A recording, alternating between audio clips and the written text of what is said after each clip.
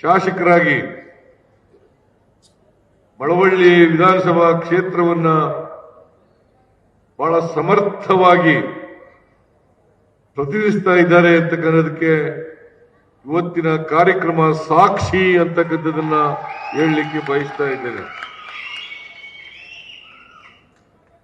ನರೇಂದ್ರ ಸ್ವಾಮಿಯವರು ಎಲ್ಲ ಮಂತ್ರಿಗಳ ಜೊತೆಲೂ ಚೆನ್ನಾಗಿದ್ದಾರೆ, ಎಲ್ಲರ ಜೊತೆಲೂ ಸ್ನೇಹ ಚೆನ್ನಾಗಿದೆ.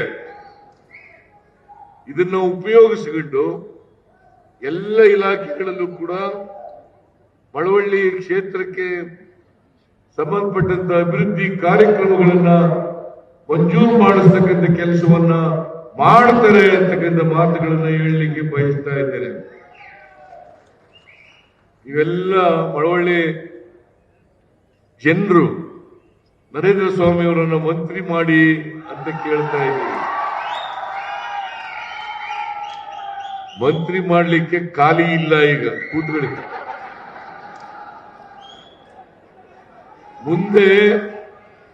ಮುಂದೆ ರೀಸಫಲ್ ಮಾಡುವಾಗ ನರೇಂದ್ರ ಸ್ವಾಮಿ ಅವ್ರಿಗೂ ಕೂಡ ಅವಕಾಶ ಸಿಗ್ತದೆ ಅಂತಕ್ಕಂಥ ಮಾತುಗಳನ್ನು ಹೇಳಲಿಕ್ಕೆ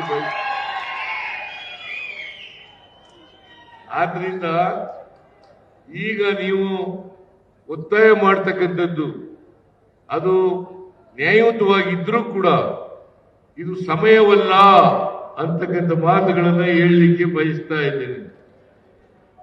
ಮಳವಳ್ಳಿ ಕ್ಷೇತ್ರದ ಜನತೆ ಯಾವಾಗಲೂ ಕೂಡ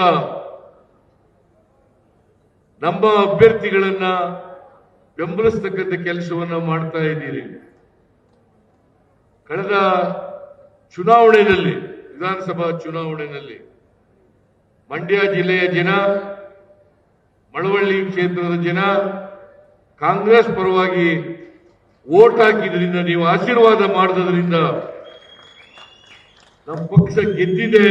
ಅದಕ್ಕಾಗಿ ನಿಮ್ಮೆಲ್ಲರಿಗೂ ಕೂಡ ಕೃತಜ್ಞತೆಗಳನ್ನು ಸಲ್ಲಿಸಲಿಕ್ಕೆ ಬಯಸ್ತಾ ಇದ್ದೇನೆ. ಜೊತೆಗೆ ಮಳವಳ್ಳಿ ಕ್ಷೇತ್ರದ ಜನ ನಾನು ಯಾವಾಗ ಹೇಳಿದ್ರು ಕೂಡ ಇವತ್ತು ನನಗೆ ಆಶೀರ್ವಾದ ಮಾಡ್ತಾ ಬಂದಿದ್ದೀರಿ, ನಮ್ಮ ಅಭ್ಯರ್ಥಿಗೆ ಆಶೀರ್ವಾದ ಮಾಡ್ತಾ ಇದ್ದೀರಿ. ಅದಕ್ಕೋಸ್ಕರ ಮಳವಳ್ಳಿ ಕ್ಷೇತ್ರದ ಜನತೆಗೆ ವಿಶೇಷವಾದಂತಹ ನಮಸ್ಕಾರಗಳನ್ನು ಹೇಳಲಿಕ್ಕೆ ಬಯಸ್ತಾ ಇದ್ದೇನೆ.